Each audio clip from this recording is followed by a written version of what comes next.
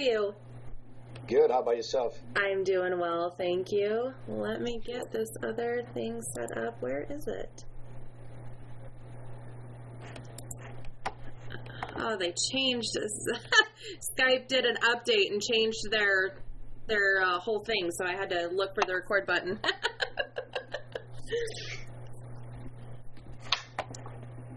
Okay, I gotcha.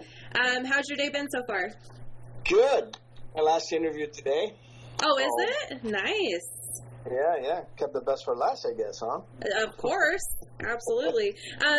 You're in the States now, right? Yeah, I'm in Florida. In Florida. Okay, so it's what, probably 2 hours, maybe 3 hours later there? Is it 2:30? Where are you from again? I'm in Idaho. Oh, Idaho. Okay, yeah. We're about 3 hours. I think it's 3 hours too, yeah. 3 hours, yeah. So what time is it for you now? It's like 10:30 in the morning? 11:30, yeah. So maybe it's only 2. So 12:30. Yeah, so 2 hours. Oh, okay. Wonderful. And you've been in the States for a while now. Yeah, I've been here 18 years, 19. Oh my goodness, I'd say that's a while. Yeah, I lived in Chicago for most of the time that I moved here, but I right before the pandemic, I sold my house in Chicago, and then the pandemic hit, and I was freaking out because I was building a house in Florida, and I was like, oh no, what's going to happen? So we kind of made it down here just in time. So I moved in March or April of 2020. Oh my goodness. And then right when it hit, and then I remember running down here, it was crazy. There was just one highway open to get to Florida because they were closing down highways. So the only one open was the one from Chicago. So I grabbed my family, we're out of here. Oh my goodness. It was crazy. And then we got here, lived with some family members for about a month until the house was built. We finished the house, so it was cool. And then we were in here, and I got lucky because Florida was kind of open the whole time. It never really shut down the first few months I was here, but after that, it just opened, and it was, if it wasn't for the mask, you wouldn't even know this thing was going on pretty much in Florida. So kind of got away with it because everybody else I know in Chicago and even in Montreal, because I'm originally from Canada, they were locked down strict, couldn't get out of the house even to talk to somebody, so it's kind of brutal. Right. And Canada still has pretty strong restrictions right now, don't they? A lot, yeah. So if you're trying to get into Canada, you have to take, because my mom was here. I got her out of Canada and brought her here for 4 or 5 months. So she just left, I would say, a week ago. So she was here for 4 or 5 months this year. And to get her back, she needed a test here. Then it needed to be negative. And when she got to Canada, another test. So it's crazy. And then you have to wait about 2-3 hours at the airport. It's insane. Oh my she said when she got there, it was medical tents everywhere. You'd think you're a movie. Yeah, a little exaggerated, Right. Oh my goodness. Oh, well, I'm glad she got back safely. It's crazy times. Yeah. But I guess we'll get over it like everything else. I'm pretty sure of it. Oh yeah, for sure. Absolutely. At some point, it seems like pandemics usually last a couple of years. So I guess if history repeats itself, then we should have known that this is how it was going to go. That's what I've been banking on the whole time. It's if you knew your research and I believe in history and it gives you all the answers. Mm-hmm. And unless aliens come, then I don't know. Right. But when it comes to this stuff, we've dealt with many pandemics before, and they usually last 2 to 3 years max, right. So, we'll see. Yep. Yeah, and with modern medicine, hopefully we'll be getting over it a little bit sooner rather than later, but it does seem like it's been... We got to get the whole world on the same page with that. For sure. Yeah, and social media does not allow that. Which is funny because you think it would go the opposite, since everybody's able to talk. You would think everybody would be able to collaborate better, but boy, is that not the case. No, because there's different agendas left and right? Yep. So you get different opinions and different things, and it's I got the shots. I mean, I'm leaving on tour next week, so I'm going on tour with Kataklysm, my other band, and we're touring with Deicide, and I'm not going to be in all these clubs with all these people everywhere, and then in a tour bus with all these people as well, sharing the same air, and not protect myself at least a little bit. Right. So I figured it was logic, and I got shots before in my life. And when I toured, let's say South America, like Colombia and places like that, you know, this is way before pandemic even hit. Mm-hmm. You needed a shot to get in the country just because of the mosquitoes they got down there will kill you. You know, so right. So you gotta trust some of the science. You know, in the end, you kind of like let some of the propaganda go sideways, and gotta trust a little bit. You don't have a choice. You know. Yep, I agree. And you have little ones, don't you, that are under the age of being able to get a vaccine right now, so to protect them as well. I got a 2 and a 5, and you know, he's 2.5, and then the other one's 5, and then I got a 16-year-old that's in Chicago. A 17. Awesome. They just turned 17. So yeah. So he got COVID up there. So he already got it. Oh no. Yeah. So he was working in a grocery store, and he got it up there, and but he's over it. You know, he had the sniffles, and that's it for him. But he's got the antibodies, so I'm happy about that. Good. Yeah. Some good news there then. So you said, you know, obviously you enjoy history, and that's obvious, especially with the XDO project, which is what we're here to talk about. So this is the 4th album that's coming out, a little less than a month. Less than a month today. It is, and we're looking forward to it. I mean, it's the band's 4th record. It's a different type of record because it's you know, an album that deals with Nero, which is like an important figure that everybody kind of heard about at least once. And you know, it was a challenging thing because we needed to. We kind of made it more cinematographic. You know, it has more of a movie type of feeling throughout the song. You feel like you're kind of in the moment, you know. I think that was a difficult thing to pull off, but the pandemic gave us that opportunity because we had a lot of time on our hands, and we were able to kind of, you know, work with the orchestra and everything to make it feel like you're in a movie, you know. So yeah, and I think you guys pulled that off really well. I've been able to listen to the whole album. I got it just I think 2 days ago, and so usually I have a lot more time with an album, and so I was trying to digest it as quickly as I could in a short period of time, but I feel like you guys did do a really good job of that cinematic performance, and you feel like the emotions, you know, of each song and what's going on with each song, and I think, you guys did that really well. Thank you so much. We worked hard, and you know, it was a complex record to put together because it's also in chronological. You know, the way it goes is chronological. So it starts with the end of one era of Emperor Claudius, and then it goes into Nero, and then all the craziness starts. You know, so it's kind of a cool journey ride. You know, a crazy ride going through the whole record. So yeah, we're happy. Yeah, for sure. So, Imperator, that one is with Claudius then, right?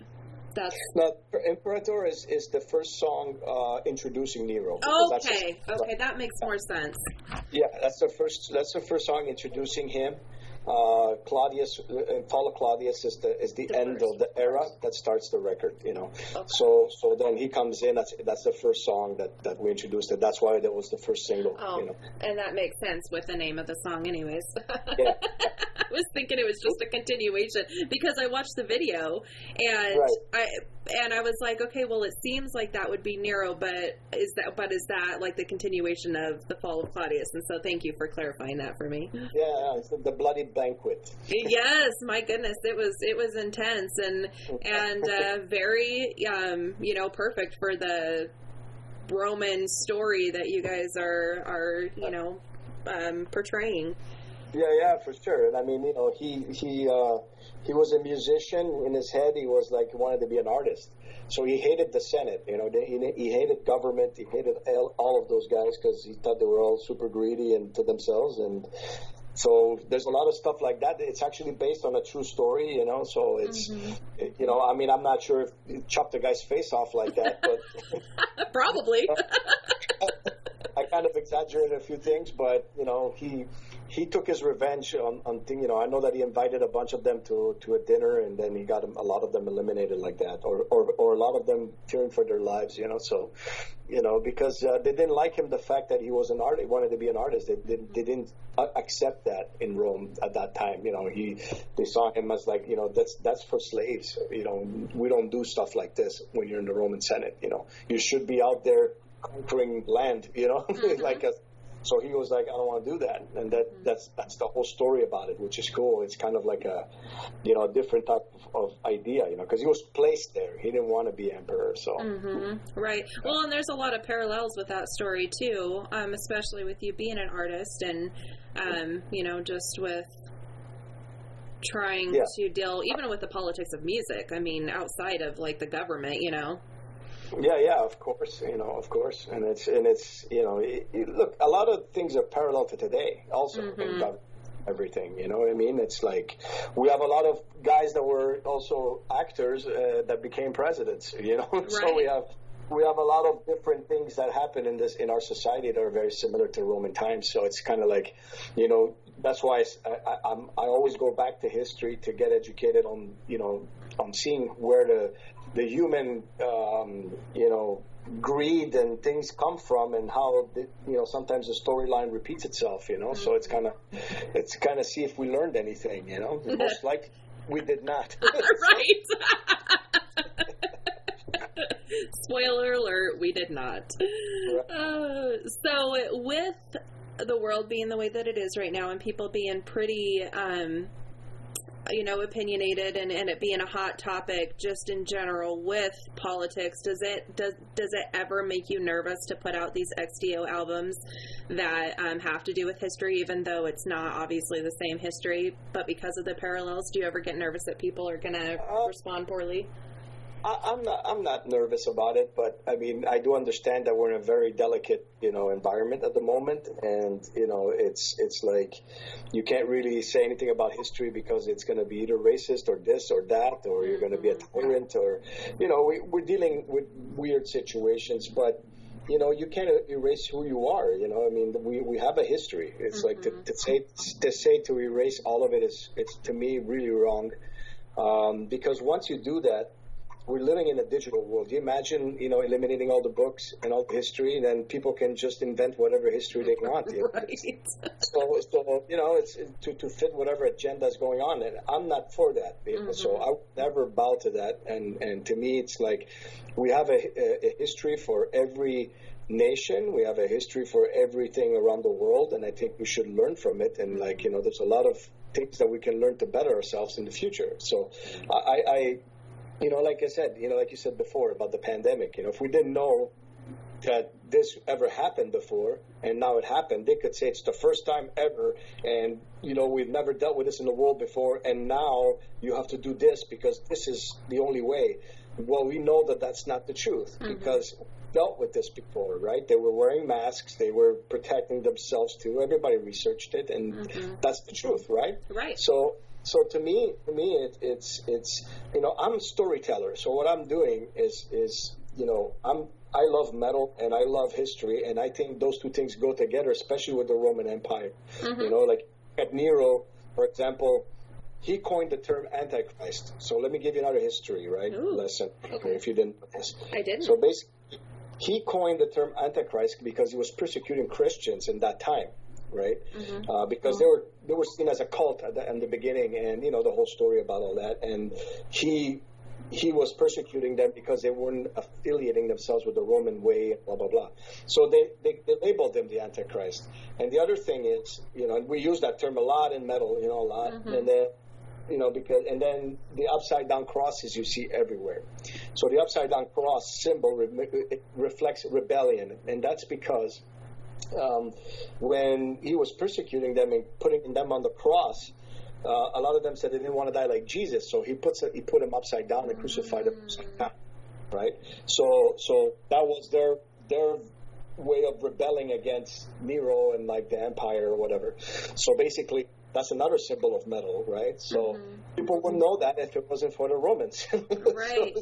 So the whole 666 thing, you know, it's all coming from that time as well, because, you know, he was you know, his year was 66, you know. So it's all these things are related to something that happened way, way, way back. So it's used and modified and then used in art and whatever. But, you know, again, to me, history is important. Mm-hmm. I'll never deny my roots. And, you know, if I get in trouble, I'll get in trouble. Mm-hmm. It's like... Yeah, I don't think you'll get in trouble, but you might have, yeah. And who cares? If people are going to have something to say, then that's, you know, that's their things that they need to think about and work on. Talk about, you know, like the greatness of Rome and, you know, the domination and all that. I'm not just talking about that. I talk also about a lot of Roman defeat. I show the weak spots, you know, like talk about history, the way it is. Like this, on this record, I talk about Boudica, which was, you know, she eliminated an entire legion of Romans, you know, like in Britain, like she fought back and she was a rebel, freedom fighter of England, you know, at that time in Britain. And you know, so I showed the ugly side as well. So it's kind of like a storytelling of what happened, you know? Right, yeah, just like, yeah, exactly, a storytelling, not an opinion, a story. And so you explained why you chose Roman history, because that was one of my questions, but you've already pretty much explained why that's the route that you chose with XDO. With Boudica, you had the almighty Britney Slays collaborate, which was super cool. And you guys sound great together. I mean, it was such a great dynamic. How did that come about? I mean, I know you're both from Canada. She's still up there, but... And, well, you know, I already work with Unleash the Archers. I have a management company, so the band is with me. Okay. Yeah, and but it's like, for this type of figure, right, I needed a rebel. And there's nobody more rebel than Britney Slays, you know. So I was like, she's got the great voice. I needed somebody to play Boudica, because Ex-Deo is kind of like you're narrating, you're a little bit in the world, and you're kind of role-playing a little bit, and she's the perfect candidate for it. And when I asked her, she jumped on it, because she's also a fan of Ex-Deo, and so she loves the band, and it was a, you know, match, you know, that happened, and went really well. I mean, I think it's my first duet, you know. It was pretty cool. So it came out pretty good. I'm very happy with the results, and so is she, and I think the song's doing very well right now. Yeah, for sure. Yeah, no, it's a strong duet, and I got to interview her, let's see, it was last year for the Abyss album, and which is a really strong album, and so it was cool to see the collaboration and see how well it worked together. And it does seem like, I looked at you know, the responses on the YouTube videos of the two that you guys have released so far, and it looks like people are really, really digging this and really excited for this album. Yeah, for sure. It's moving in the right direction, and hopefully we get to tour a little bit for it so that we can actually, you know, increase its potential. But you know, for now we're counting on just getting the word out and, you know, doing interviews with you. Yeah. I dig it. I'm glad. So with live shows, have you guys thought about if you're going to have like theatrics to go along with the music, or do you think you'll just kind of do the old tried and true? It needs to. It needs to. Yeah, I agree. Because this is, you know, when we play live, we already wear the Roman armors and all this. It looks really cool, and we have already some sort of gimmick going on with it, but we need to bring it further so that we can actually maybe reenact some things, and we want to turn it more into a theatrical show. So Ex-Deo is something that's in development right now, you know. So we will most likely do more with it in the future, but we are going to first we have a tour that's lined up next year with Flesh God Apocalypse, and that's going to be across Europe. And we're supposed to do it this year, but too many countries, and a lot of them are not yet. So we decided to push it to next year, and then after that, we're going to start looking into doing something in the States and try to bring this thing to life. That'd be awesome. Are the rest of the guys still in Canada, or are you guys all spread out now? For Ex-Deo, I got two guys in Canada, and the other 3 are in the. Wait a minute, 'cause I got 6 guys in Canada. Like, I'm confusing with Kataklysm. I'm sure. I'm sure it's hard to keep it apart, especially when there's so many that are in both. So I got 3 in the U.S. and 1 in Canada for Kataklysm, and then I got for Exdeo, I got 3 in the U.S. and 2 in Canada. So okay.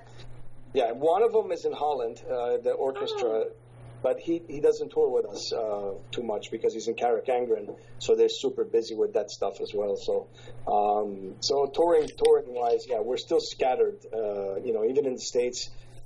Actually, the Exdeo drummer on this record, Jeremy Kling, he's from Venom Inc. and Absence and a couple of bands. And he's in Florida, right about an hour from me. Oh, nice. But my guitar player, main guy, writer, he's in Dallas, and my drummer's in LA. So for Kataklysm, so we're all over, but we managed to pull it off. Yeah. Technology. Yeah. Right. Thank goodness for that, especially during when everything was in lockdown. Nice to be able to still collaborate with your, fellow musicians through the arts of the internet. Yes, it would have been boring if it was 1989, Right. For sure. Oh my goodness, yeah, trying to do everything over the corded telephone. Yeah. That would have sounded probably terrible. Pretty much. Getting that busy signal all the time. All right. I'm from that era.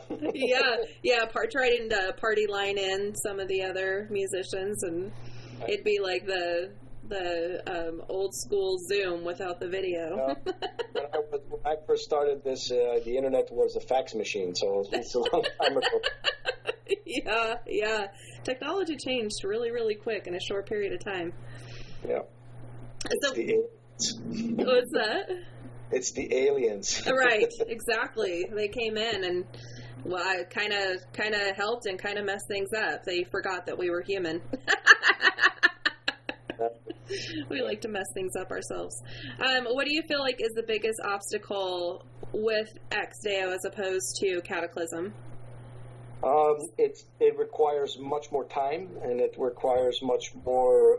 It's more artistic, so it needs a lot more preparation, and it's more expensive to produce. It's just Kataklysm is more of like that everyday going to the gym type of music, and it's like it's more of a working class type of band. It's like we go on stage.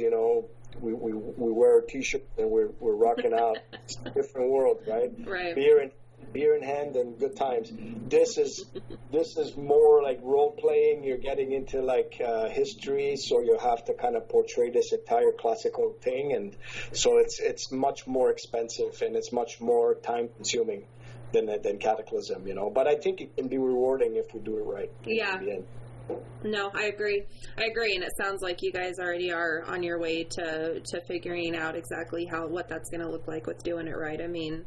Again, the video itself is so complimentary of Roman history that I just think that you guys are on a good route there. Cool, thank you. Yeah. So I had a question and it left my mind. I don't like to be choppy with my questions. I like it to flow with the conversation because it gets awkward when you're just like, cool, next question. But I had one that popped into my head and it just left. Oh, goodness, it's gone. So since you've only had the one collaboration with Brittany, have you thought about collaborating with anybody else? I know you guys work with Wolfheart, who's amazing. Have you thought about collaborating with anybody else in the future, or anybody you would want to? It's like if the song requires it, or we have an idea for a song, I find that it's the right thing to do. We'll do it. I used to do it a lot with Exdeo. We did it also on the first Romulus record, where we had Nurgle from Behemoth on it, and we had like a Septic Flesh on it, and Seth from Septic Flesh. We had Francesca Tusato from I used to be in Outside Parish, and then Light the Torch. So we had a couple of people from pretty cool bands that participated on the Exdeo Evolution, and then with Kataklysm we always had like guests. I like to do collaborations like this when it makes sense. Like for this album we had a female warrior, Libutica, and I needed another warrior to come in and do it, so I'm it makes sense for the song. So when it makes sense, we'll do it. Yeah. Gotcha. So yeah, it's not like trying to make something out of nothing just because you want to collaborate with someone, but it's like, hey, now it makes sense to bring in a different voice. Who is that going to be? Exactly. Yeah, that makes sense. So throughout COVID, obviously this has been what you've been focusing on since you had the time. What else have you been trying to do with your spare time? I spend a lot of time with my family, which is something that I rarely had time to do in the past, which was very rewarding. It kind of opened the perspective that I don't have to tour as much to be, because when you're in that wheel, all these years, I've been touring since I was like 18, 19 years old. So, I've been on the road most of my life, and it's like I didn't know anything else. I feel like that's what I have to do. So now I know that, I can take more time home and kind of, I used a lot of that time to focus on my family. But I also worked a lot on music. Obviously, I did the Kataklysm record and now the Exdeo, and I actually started working on a solo album. Oh, wow. Which I got just signed to E1. It's a pretty big record label. Yeah. And it's called Invictus is my nickname, I guess, and the record's going to come out under that moniker, and that's going to come out in March next year. It's very different from what I usually do with Kataklysm, and it's got some clean vocals in there, kind of different stuff going on. So that's going to come in. That's going to come out on E1 in March of next year, I believe. So after this tour that I got going on this month, I will be going into the studio and finish up this record at the end of the year. So. Working. Yeah, that's awesome though. I'll be super curious and excited to hear what that is, especially since you said it's different from what you're used to doing. So that's really neat. Yeah, it's a different thing altogether. So I'm looking forward to that. So yeah, keeping busy, So I'm ready now to get back on the road. Although I'm still kind of finding myself on this tour because it's kind of coming real quick, and I'm like, I don't know, am I really going on tour right now? It's been 2 years. But I'm looking forward to that and getting back to some sort of normal, and I've had my break, so I'm ready. Good. Yeah, I'm sure a lot of musicians are probably feeling the same way with, kind of getting that itch, because it stopped so dramatically. It wasn't a slow stop. It went from going 100 miles an hour to a complete stop, and I'm sure that's got to be jarring for hardworking, and used to touring, traveling musicians. Yeah. I mean, it's the whole world, right? So it's So it was kind of traumatizing. Yeah. Very scary in the beginning, but obviously now we're kind of knowing what we're dealing with, and it's getting a little better. I find this year being better than last year, and I think next year will be even better. Yeah, I agree, and definitely hope. So with all that, with all the stress, I mean, even pre-COVID, we all have to try to figure out how to balance life and work on self-care. Do you have any routines or any things that you do for balance and self-care? I do work out a lot. I discovered that I like bicycle riding again. Yeah, so good. I bought a mountain bike, and I hadn't done that since I was a teenager, and I love doing it. And every day I do about 4 to 5 miles, sometimes 6 miles of bike riding. It cleanses my mind and feel good after doing that. Right now it's raining like crazy, so I'm not going to be able to do that today. But if it's not that, it's the gym. So I always try to do that. Long walks, stuff like that. Obviously, Florida is great for that, because it's nice here, and so that's a big plus for sure. That's great. Yeah, that's wonderful. Those are really good things for self-care. I'm a therapist outside of doing this, and so I want to put a self-care article together. So I've been asking everybody that I've been interviewing what they do for self-care, so I can kind of collaborate. What kind of mental health? Mental health. Okay, yeah.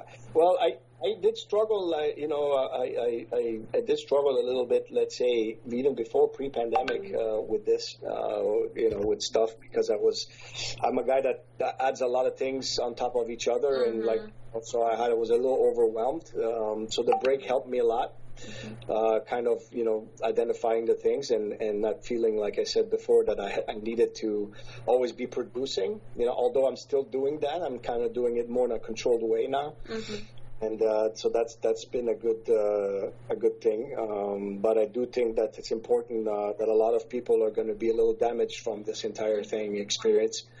And it's great that you have people like you that can help them, and get back on their feet.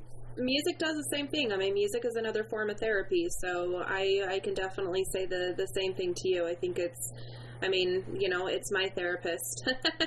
It is for me as well, honestly. And, like last year when we released the Kataklysm record, it came out in the middle of the pandemic. And it was coming out in the middle of a time where the label was like, don't do it because it's not going to do well because of you can't tour. Nobody knows how this is going. But I felt it was more important to feed the fans.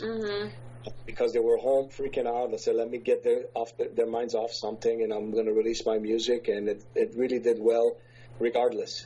For me, that was a mission accomplished right there, just for that. So I think I contributed a little bit of some, self-esteem, music people. But especially with the title of the record was called Unconquered, and I think that was what pushed me to release it, anyways.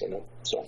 I think it's wonderful that you did and that musicians have, because I know a lot of labels were definitely trying to, have them hold off until they could tour and piggyback off the albums. But I think it was super important to have music released last year, and I'm very thankful for people like you of pushing that because of knowing how important and how needed it was in the world during that time. So thank you for being aware and cognizant of that and pushing to do right. It's also my duty. It's my therapy as well. So we all help each other, Yeah, for sure. And that's what we got to do. Like you said before, we got to get on the same page and take care of each other versus be at each other's throats, slitting each other's throats, like in.